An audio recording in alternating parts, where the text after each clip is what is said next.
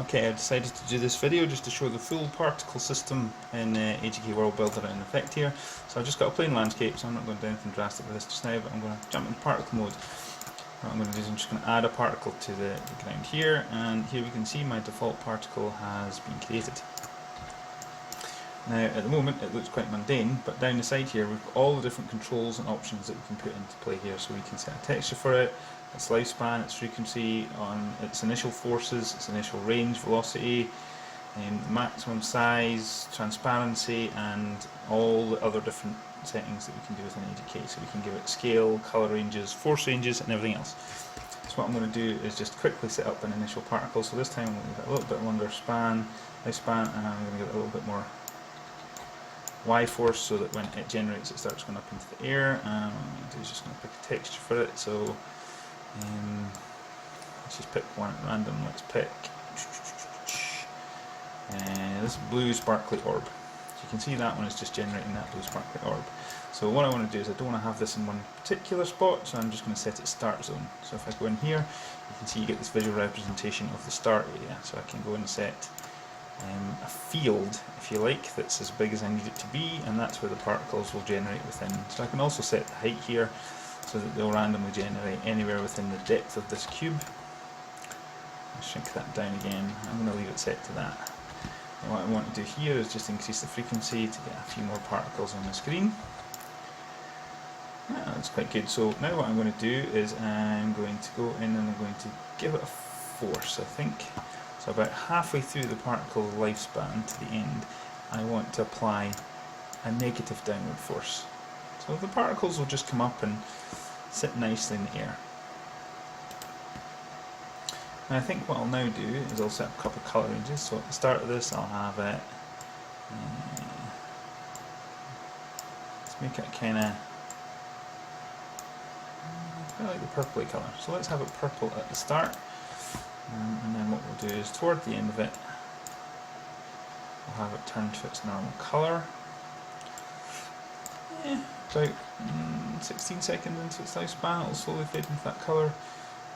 And then for the final one we're just going to set its alpha down to nothing. So these particles will float into the air, hover, and then slowly disappear. So I'm just going to adjust that force slightly, add a little bit more to it. So that just creates this illusion that they're going to come up and just sort of hover and sit there. And then maybe what I'll do is at the scale, I'll have them stay at 100% of their scale for about 20 seconds in, but by the end of it I'll want them to go to, just get bigger toward the end as they expire. And that works quite well. So particles will come up, different colours, cycle back to the blue, hover in the air at the top, and then slowly disappear. So that could be like, I don't know, if humans coming off a swamp or something like that. Maybe actually that'd be quite a good one if we just change its colour slightly. Like that. Ooh, I actually quite like that. You can see there they're just fading out, so that works quite well. So actually, what I'm going to do is I'm actually going to save that one off for now. Now you notice there that I saved that particle off, so what I can do at any point in time I can load and save a particle. So if I didn't want that one, say I wanted that something else, I can just hit load particle. I'll come up saying I'll delete current particle. Go into my particles folder and we can see the ones that I've done before. So let's just say, well, let's make it fire. So we can load up particle, that will drop it down. Now that will drop the particle whatever the current position happens to be, which is quite nice. So I can, go in here, hit another particle, dump it there, and I could load a particle again, and I could load in fire again, same thing. Boom, and I've got two fires. Now once they're loaded in, I can completely change the lifespan, the forces, and everything else to do with these particular things. Now, you can see this one has what looks like a scale on it. That one, I'm going to set that to there. So that creates a completely different type of fire in a matter of seconds. And maybe what I'll do is I'll just scale down its lifespan. We've got two completely different types of fires. So the particle systems are very robust. They can be combined with objects. You can combine multiple particle systems together. So I could, for example, go in and create another particle there. And on that one, I'm going to load in smoke. now we have fire with smoke.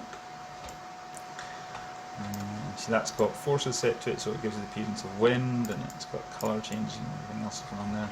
So we can combine these with objects as much as we wish. So I could, for example, have a house over here, say, and add a particle there, and add a particle there. In both circumstances, what I'm going to do is set them to be smoke.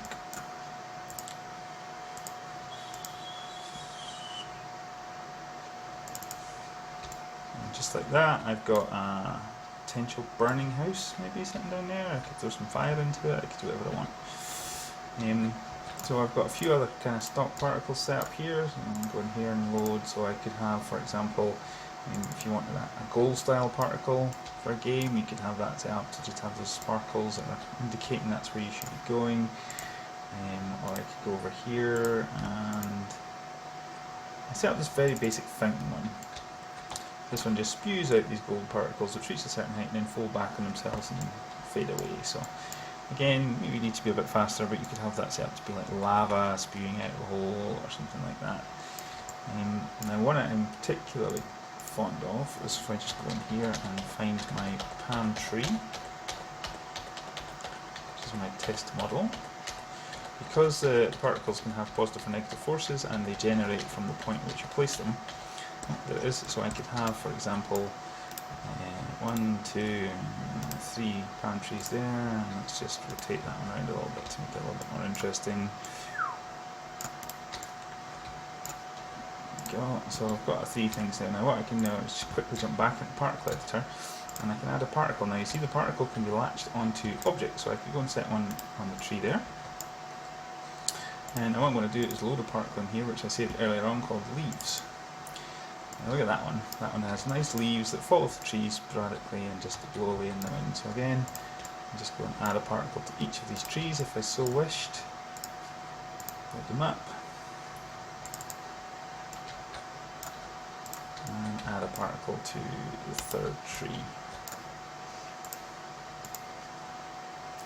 Obviously the more particles you generate in the world, the slower the world's going to go, and we've dropped here from about 160 frames per second to about 125, so you wouldn't necessarily want to have all these particles running all the time in the background there, but AGK is particularly quick at running the particles, so that works. Now these leaves are set to fall off the tree and fall downwards slowly and then catch in the wind and kind of drift off until they fade in, so everything's a bit slow, so maybe make them a bit faster.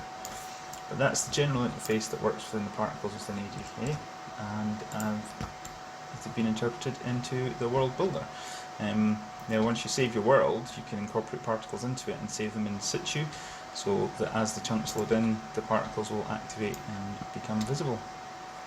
So you could have a village with some chimneys smoking away, but when you go far enough away from those, particles will cease to generate, but as you get closer they'll come back again.